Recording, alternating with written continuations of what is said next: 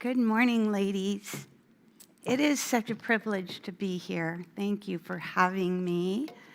Nothing better than being in a room full of mamas, so just love you all.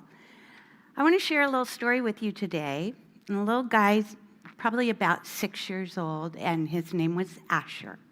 And Asher was struggling a lot with obedience. So his mom was learning to be as faithful as she could with correction and consequence to train his heart. So she explained, I give you consequences, Asher, because I love you. Your consequences will teach you to obey so that you will grow in wisdom and life will go well for you. So she says, I'm often tempted to just let your disobedience slip by. But if I do that, then that's my disobedience to God.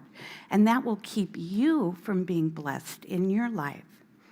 If it's God who instructs Daddy and me to be faithful in training your heart, and that is because God loves you.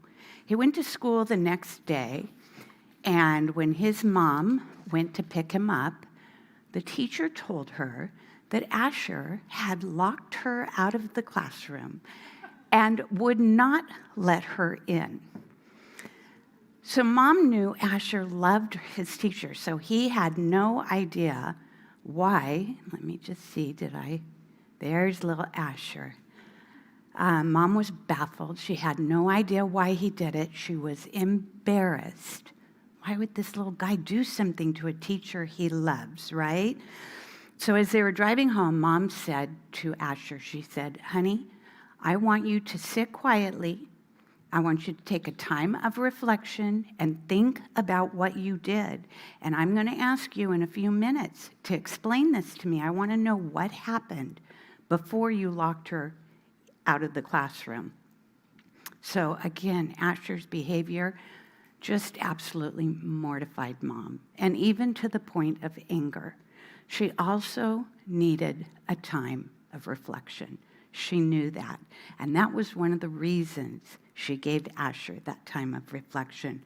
She knew that it was her assignment from God to humbly and lovingly train Asher's heart. So she needed to deal with her own anger and her own pride before she started working with Asher. And that was Mom's wisdom. Asher was disobedient, but she knew this was not like him. This was not typical.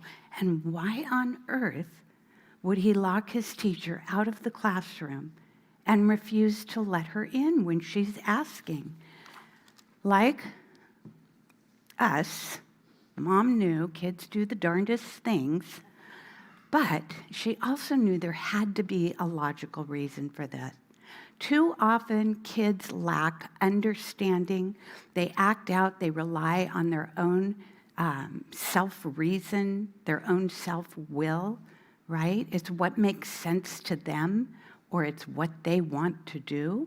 And the problem is that they have not lived long enough in this world, not enough years to learn the lessons necessary for them to gain wisdom. So what seems like an obvious choice to us never even occurs to the child, right? You've all been in those circumstances, I'm sure. And because true wisdom is lost on children, the most practical thing we can do for them is to teach them, number one on your outline, know the great value of habitual obedience. In today's culture, the idea of obedience has become very unpopular. Have you noticed that? We've been led to believe that being obedient puts us at risk. In fact, this propaganda has instilled fear in parents, and it's left them envisioning an obedient child trusting, yielding to somebody with malintent. Consequently, many anxious parents end up, over the last few decades, actually training their children to resist authority and calling their rebellious behavior their strength. This has resulted in classrooms that are out of control with very little learning going on. There's violence in public places. We see this all the time. Who hasn't been on Instagram and YouTube? We feel extremely uncertain whether we should even step into an airplane anymore. And of course, our homes are erupting in violence. We live in a culture where everyone feels vulnerable. Letter A on your outline, the fear of obedience leads to danger.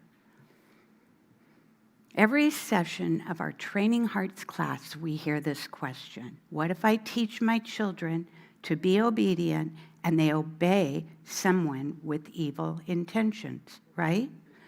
Parents, you are ordained by God to be the protector of your child. Would a good and loving parent ever place their child underneath an authority that they didn't trust, that they didn't know was going to take good care of their child and protect them? I hope not.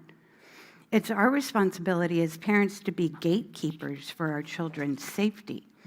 And would today's intentional parent in this culture neglect to teach their child about the privacy of their body with clear guidelines for any kind of physical contact that is not 100% innocent and morally pure? Again, I hope not. This is our responsibility, and it needs to begin at home. The value of privacy and purity must first be taught within the family. Today, we have naked women walking runways, right? Because moral purity has been completely demolished in our country. Our children need to be assured of privacy and purity in their own home.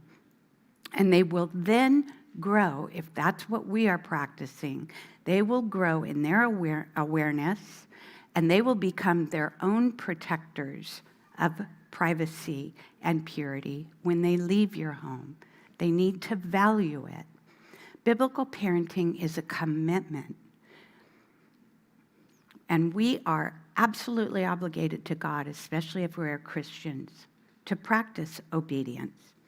If a parent diligently sets morally good boundaries based on God's word, it's going to be extremely difficult for evil to enter your home. So we must recognize that obedience is actually a spiritual discipline. God requires obedience, which is not an option for Christians. And when our family strives to obey God, we can fully trust that He will bless and guide us, right? But for those who are not purposeful parents, letter B on your outline, indifference to obedience breeds disaster. We need to acknowledge that our children's moral character is never stagnant, okay? If a child is not learning to obey, they are actually growing in defiance. Their self-will is being strengthened. The habit of obedience enables your child to follow God's established guidelines that you and your husband are faithfully upholding in your home. Letter C. The motive for obedience is what gets your kids started. The motive to obey must outweigh the desire to disobey. I'm going to repeat that because it's important. The motive to obey must outweigh the desire to disobey. God offers two elements to obedience to create this motivation that we need to obey, all of us. The first element is unconditional love. That means that we love our children unwaveringly, no matter what they've done, whether they've embarrassed us, offended us, even been violent with us, hitting us. We love them because they are image bearers of God, and they have been entrusted into our hands for the purpose of training them up and then handing them back to God, trained according to God's standards and God's ways. Which brings us to the second element, which is faithful discipline. This is where our children actually learn to trust us. As they experience our faithfulness to say what we mean and to mean what we say with love, not anger, right? They can count on their parents to respond to sinful actions consistently with appropriate consequences. So let's take a look at this chart. This chart is a reproduction of a diagram that is in the book, Shepherding a Child's Heart by Ted Tripp. And it is our textbook for training hearts. We love this book. It's very good. And you can see by this chart that the child on the right is in the circle of blessing. He's in this circle because he is characterized by being obedient, meaning most of the time he is making right choices. Oh, also I see people taking pictures. If you guys scan the little QR code on your, either the card or on your outline, it will take you to the website, and if you'll scroll down the home page, you'll get to a little Navmo picture, and click on that, and it'll take you to the 2 charts in here that you're going to want to keep. And you can download them and keep them. Back to the child on the right. He's in the circle of blessing. He's characterized by obedience, meaning he does that regularly. And this is based on Ephesians 6, 1-3. Children, obey your parents in the Lord, for this is right. Honor your father and your mother. This is the first commandment with a promise. That's pretty important. This is the first commandment with a promise, and that is that it may go well for you and you may live long in the land. In the circle, you can see that when a child lives consistently, honoring and obeying their parents, the result of that behavior is a life that is likely to go long and be fruitful. Of course, there's always going to be trials. There's always going to be things testing us. It does not guarantee a perfect life. In fact, God uses those trials to train us further. But it will enable our child to face those challenges in a way where he will find peace, he will find wisdom, and he will grow closer to the Lord. On the left side of the chart, when this child dishonors and disobeys, disobeys his parents, he's going to be outside the circle of blessing. He's going to have to face difficulties and hardships, and this kind of behavior throughout his life is going to mean that life is not going to go well with him. And he's going to find himself in dangerous situations and possibly life-threatening situations. We know of people who are dealing with this in their lives, right? It's the parent's job to apply loving correction and consequence to move that child back into the circle of blessing. That's the purpose. Our 2 elements, unconditional love and discipline, is what motivates all true Christians and their children in establishing habits of obedience. Letter D, the consistent habit of obedience will keep them going. The thing about habits is the more we practice them, the more automatic they become, right? Some of us practice good habits and bad habits automatically because we've practiced them so much. This is a wonderful time in a family's life when everybody has been practicing obedience. The consequences become few, which is fantastic, right? As parents, we don't want to be giving consequences. It's much nicer when we don't have to. And the family is united in consistent obedience. So talk about life going well. This is going to be it. These family members are not demanding that other people serve them or respect them, but instead they are mindful of serving and honoring others in the family. Conflicts are fewer. Individuals are much happier and content, and loving actions are just happening. Each member is giving and each member is receiving. We find ourselves actually obeying and living out of devotion for one another. We become a little micro society of what God intended families to be. One that practices loving God and loving our neighbors. So how do we get there? Letter E, the rules of obedience make sense. So I have seen so many families get lost in this area because with the circumstances that happen with their children, all of a sudden there are countless rules throughout the house. Do this, don't do that. And they arise every time the child finds something new to do. All of a sudden we have a new rule to follow.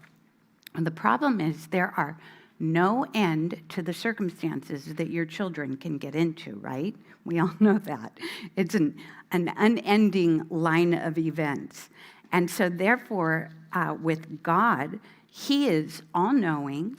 He knows the beginning from the end. He knows everything in between. And his rules are based on his perfect understanding of humanity, right? He created us. Unlike modern psychologists, God doesn't have to go through trial and error to find out what's best for us. He created us. He got it right from the start. Therefore, his laws are actually an outpouring of his love for us, right? When he created us, he wanted life to go well for us. He loves us. These rules are ideal for the purpose of peaceful living. Therefore, the few and simple rules that he gives us should be our house rules. These are the ones that should be the guideline for our home. The root of every disruptive circumstance in your home has a common sin at the root of it.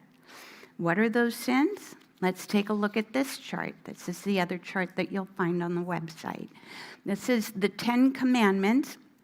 And I just want you to note, it's the 10 Commandments in Sharon's simple version, speaking to 5-year-olds, okay? Because, you know, if we talk to them in biblical verbiage about the do's and the don'ts, they may not understand it. So this is taking the intent of each of the commandments and putting it into childlike terms. So as your kids grow and they become school age, hopefully you guys will have them memorizing scripture, and they can even memorize some scripture prior to that. But for today, I am going to share with you these 10 commandments for the sake of your little ones. These are based on Deuteronomy 5:6-15. That's where you find the commandment. And the first 4, which is 6-15, the first 4 have everything to do with loving God. So we begin to see the commandment, the first and greatest commandment, and the second, which is like it, love the Lord your God with all your heart, soul, and mind.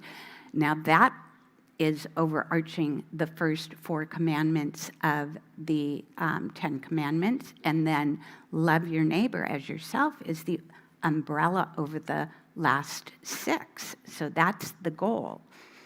So the God, number 1, we're going to run through these. The God of the Bible is the only God. Period. End of story. Right? The next one, love God more than anything.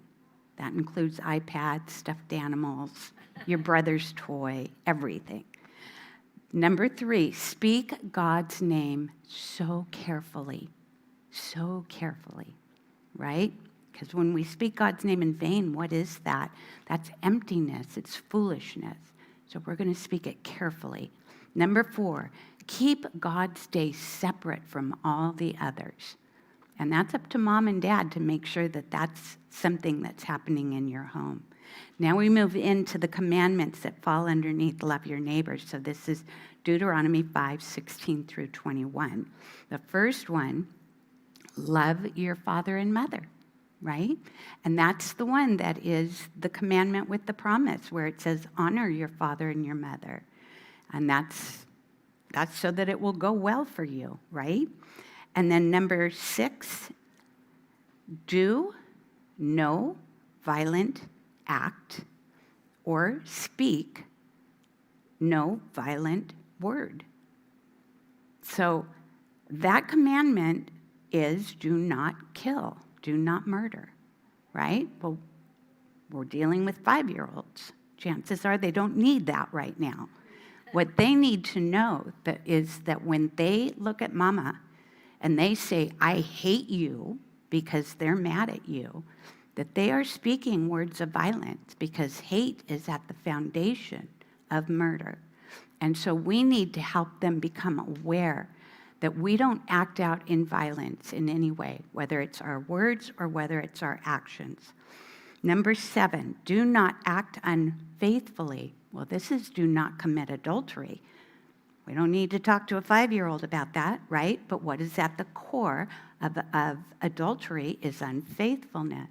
If we train up our children to understand that faithfulness is a value in our family and in our home, then chances are very good they are not going to be the ones going out and committing adultery one day.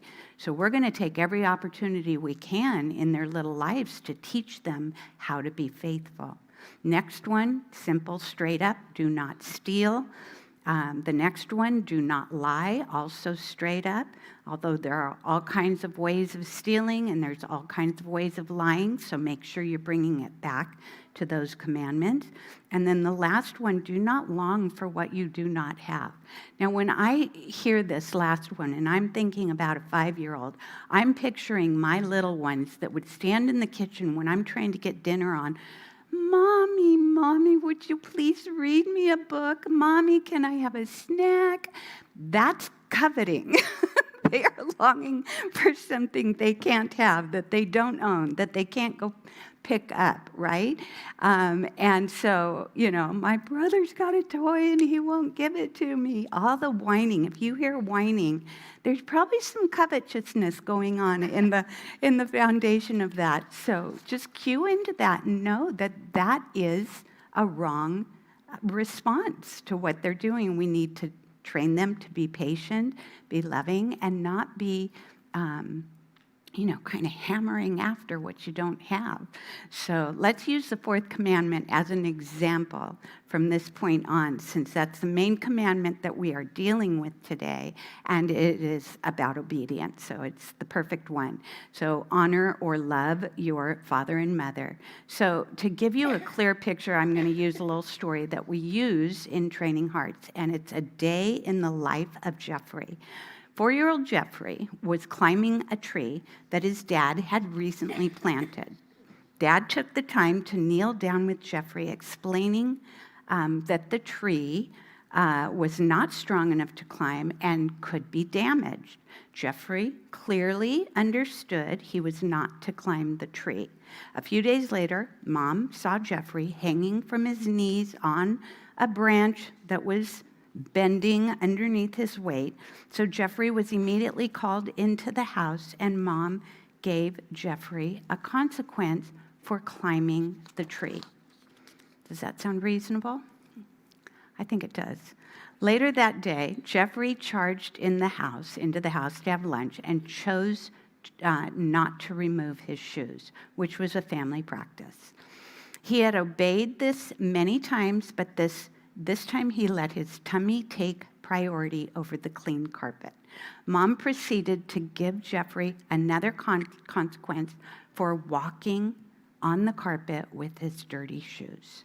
When Jeffrey woke up from his nap that afternoon, instead of calling Mom and waiting patiently in his bed for her to come in and give him permission to get up, Jeffrey felt a little creative and decided to get his crayons and color on his walls. So when Mom popped in and discovered this, she ended up giving him one more consequence for getting out of bed and coloring with his crayons on the wall.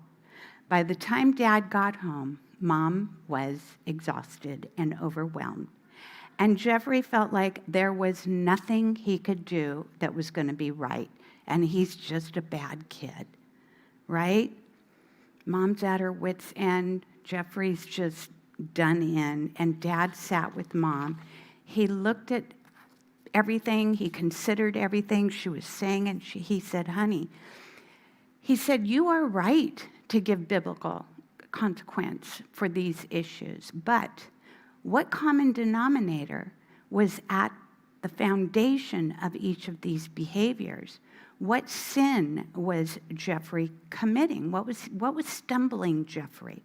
These issues are not about climbing trees, walking on clean carpets, or getting out of bed. Those were simply the circumstances. But in each circumstance, disobedience was the root of the sin. Disobedience was the one thing Jeffrey continued to do all day. Jeffrey's discouraged because he thought everything he did was wrong. But it's actually very clear based on Jeffrey's habit, Jeffrey's next move is going to be disobedience, right? Jeffrey's disobeying the fourth commandment to honor his father and his mother. So how he did it doesn't matter. Jeffrey needs to learn to obey so that he can rightly honor Mom and Dad in any circumstance. From that point forward, Mom committed to staying focused on the habitual heart issue of obedience, one issue instead of a conglomeration of circumstances. Training Jeffrey no longer seemed so random to Mom, and Jeffrey began to understand that his job was simply to listen and to obey. He had a clear choice in every circumstance. Do I obey or do I disobey Mommy and Daddy? Do I want to honor Dad and Mom, or do I want a consequence? It becomes Jeffrey's choice. Ladies, this works with all of the commandments. You stay on the element, the sin issue, and your child only has to remember 10 things, and most of those he probably won't have to be disciplined for that often. Obedience is going to be the main one, but he's going to begin to learn what God's laws are for his life, for keeping his life safe. So we go through millions of circumstances, and this is just a simple biblical list of do's and don'ts, right? It just clears the air. It makes it so much easier for the child to learn and then to truly understand what it is he needs to be obeying. Mom stays focused on the simplicity of the 10 Commandments. I want to offer one more, I think, amazing habit. If each family member commits to implementing this, it will benefit the whole family. And we used this in my home. I loved it. It was a blessing. So that is, number 2 on your outline, know the faithfulness of a yes response.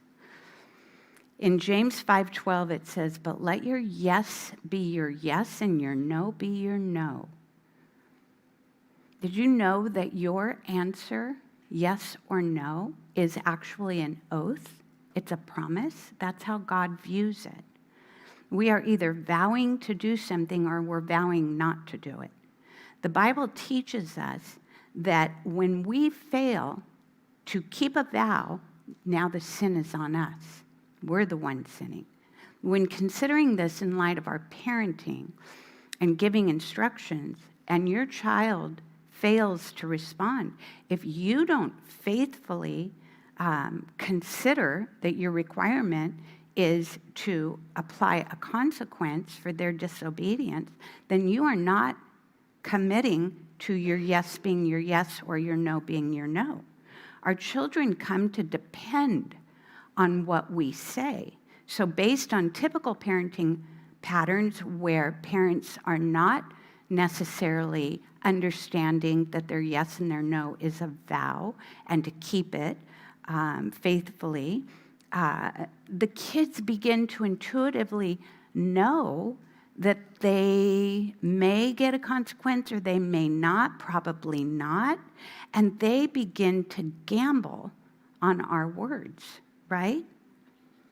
So if there's no consequence, it encourages them in disobedience. Now we're creating in them a habit of disobedience. And that habit of disobedience hardens the heart. When we disobey God over and over and over, our hearts grow hard. We begin to consider it less and less. Have you seen your children grow more disobedient at home? Do they care less and less about whether they honor mom and dad? That's the fruit of disobedience. And it doesn't have to be that way, ladies. You can see why God, who loves our kids, wants them to honor and obey mom and dad. He wants mom and dad to train the kids to obey. As you grow in faithfulness, you can begin setting up another little habit, and that is to get your child to really tune in to what you're saying. So I started to realize I would run through the room and I would shout out an instruction or a command to my kids. And then I'd come back in and they didn't do it. And I'm like, well, did they hear me? Did they understand what I said? You know, there was confusion. There was a fog. Do I give them a discipline? Do I not give them a discipline? So I stopped doing that and I started taking the time to get their eyes. When I wanted them to do something, you know, let your yes be your yes. When you really want them to do it, I would either have them come to me or I'd go to them, and I'd get at their level and I'd look them right in the eye and I'd say, eyes on mama. So once I had their eyes, I knew that I probably had their ears. Most likely, I also had their ears. And then after giving the instruction, I trained them, I helped them to grow in the habit of saying, yes, mama, to the point where then the time came that I didn't even have to say it to them anymore. They automatically said, yes, mama. They heard it, they understood it, and they agreed to it. So here's an example, Mama and Emma. Mom calls Emma to her and says, Emma, eyes on mommy. I would like you to pick up your toys and put them in the toy box. Because mom trained her, Emma says, yes, mommy. And she gets up and she has made a verbal contract with mama, a little verbal contract, and her intention is to do it, to complete that assignment. If Emma obeys, or if Emma disobeys, mom knows that the instruction was clear, that she heard it, she agreed to it, and she didn't do it. So now mom feels confident in the fact that it is time for a consequence. So let's consider the implications of this habit as our children grow and how it affects them later on in obedience. When she's at the age to cognitively choose to follow God, if she's been practicing self-will and disobedience all these years, and then she's given an opportunity to know God, to follow God, it will not be easy for her to give up her own self-will, right? She's gonna battle that. That's a hard thing to do, to submit to God and to give up your own self-will. But if she has learned through her life to live under loving authority, then the opportunity presents itself and she's going to be less resistant. It's going to feel more natural to her to be able to say yes to God. And obviously there's no guarantee. We don't know whether our children are going to be saved or not. So, you know, we do know that if her name is written in God's book of life and that presents itself to her, that she is not going to face the same struggle that somebody else who has rejected obedience all their lives is going to struggle. And I mean, I can tell you that was a struggle for me. I mean, it was difficult for me when God gave me, you know, I felt like I was being called for quite a while, but I had spent years, you know, just resisting and resisting. And I look back now, and I know that God is perfect. I know that his timing is perfect. And so I can't second guess when that happened for me. But I do wonder if I had the ability to truly trust God, because it had been a habit in my life, could I have eliminated, I'd say, a decade of my life in rebellion against God? I would have loved that. That would have saved me a lot of heartache and a lot of consequence in my life. So I consider every day that I've surrendered to Christ a great, huge privilege. It's a gift from God, and my only regret is that I didn't have more days. I always look back and think, how can I make up those 10 years? How can I say yes to God consistently so that, I don't know, and you can't do this. I'm not advising this, but it's the coins in the piggy bank, right? And that's not how God works. God just gives you grace and loves you. Doesn't matter how many coins are in the piggy bank. Thank goodness. But I consider every day of surrender to Christ a gift. It's an immense privilege to serve Christ. And it's never too late, ladies, to say yes. It just is never too late to walk with him in obedience. And the rewards you will experience, not only in heaven, but here on earth, are just amazing. A walk in obedience leads to a more peaceful life, which also benefits your children as they live underneath your authority. And the great thing is that our children can know, number 3, the reward for obedience is wisdom. To live with wisdom in this world is the best reward we could ever ask for, especially for our children. Wouldn't you love to know that when your children walk out your door, that they're walking in wisdom? It's a comfort. Proverbs 4:9-13 says, "Hear, my son, and accept my words, that the years of your life may be many. I have taught you the way of wisdom. I have led you in the paths of uprightness. When you walk, your step will not be hampered. And if you run, you will not stumble. Keep hold of instruction. Do not let go. Guard her, for she, wisdom, is your life." Shall I tell you what happened to little Asher, who locked his teacher outside the classroom? He seemed to be thinking, as Mom looked at him in the rearview mirror, he seemed to be thinking long and hard about what he had done. And after a few moments, Mom asked to tell him what happened, right? And Asher answered, "Mama, you do know that I love my teacher, right?" And Mama says, "Yes, honey, I do." And he says, "Well, that's why I locked her in the hallway." And she said, "Asher, that doesn't even make sense. What are you talking about?" And Asher replied, he says, "Mama, my teacher was helping us with the math problem. She was writing it on the board. She wrote 7 + 3 = 9. And so all of a sudden she said, 'Oh, children, I'm so sorry. 7 + 9 or 7 + 3 = 10. That was a very foolish mistake. I'm so sorry.' So later, Mama, when she stepped out of the classroom, I locked her out in the door so she could have a time of reflection and gain wisdom." So sweet, right? And so twisted. When Asher's authority knocked on the door, it never dawned on him that he, under authority, should open the door and let her in. How could he have thought that?